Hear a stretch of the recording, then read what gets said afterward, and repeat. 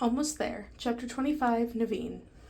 Naveen stood in front of his desk, mumbling the words he'd practiced over and over again. Too much hinged on this meeting with Mr. LaBeouf for him to screw it up.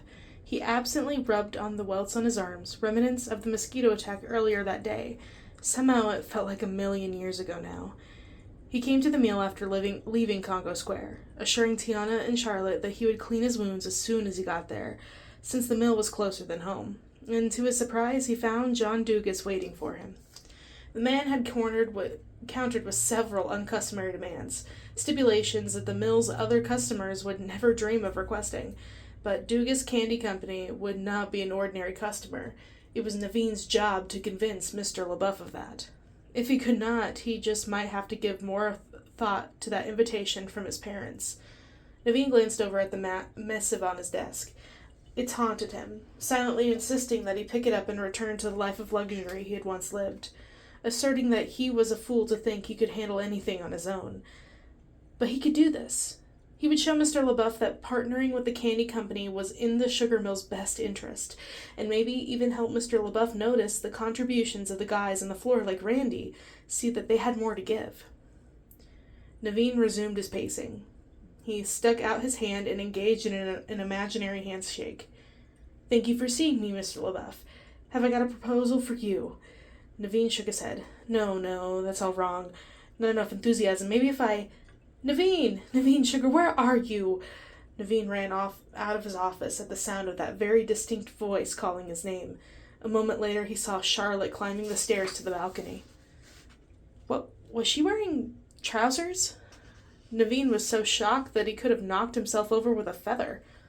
Wait, was he supposed to knock himself with the feather? That didn't seem right. These American sayings still baffled him.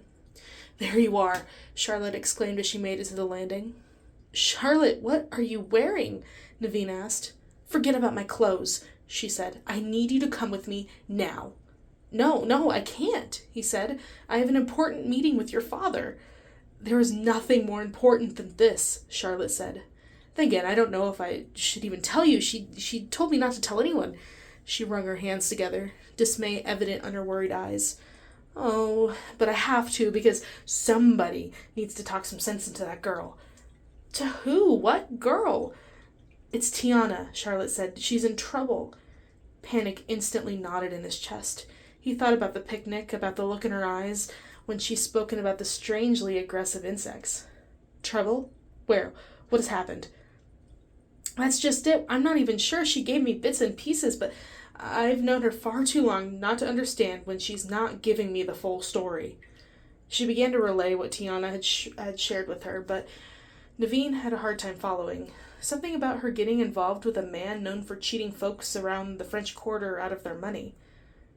"Charlotte, are you sure about this?" Naveen asked with an incredulous frown. "Tiana doesn't seem like one who is so easily swindled." "She told me with her own mouth. She made some kind of deal with the Shadow Man, and now she wants out of it. I offered Big Daddy's help, but she didn't want me to tell him. She says that the only person who can help is a lady who lives on the bayou." "Mama Odie?" he asked automatically. Charlotte's eyes widened. "You know her?" Naveen frowned. I'm not sure." "How do you know her name?" How did I know that name? It had plopped into his head the minute Charlotte said the bayou. Maybe Tiana mentioned her before? Charlotte started that thing with her hands again, nervously twisting them. "I just don't know what to do about any of this, Naveen. It's too dangerous.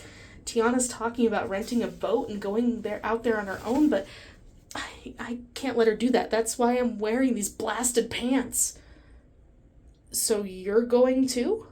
"I have to," Charlotte said. "I can't very well let my best friend go sailing in the middle of nowhere by herself, but I would feel as much better if you joined us." Naveen reared his head back. "Me and Tiana? On a boat? Together?" Why did that seem somehow familiar? "Oh, please say you'll come with us," Charlotte said. Naveen glanced at the letter from his parents again, then at Charlotte. He thought about Tiana in trouble and knew there was only one answer. "Lead the way."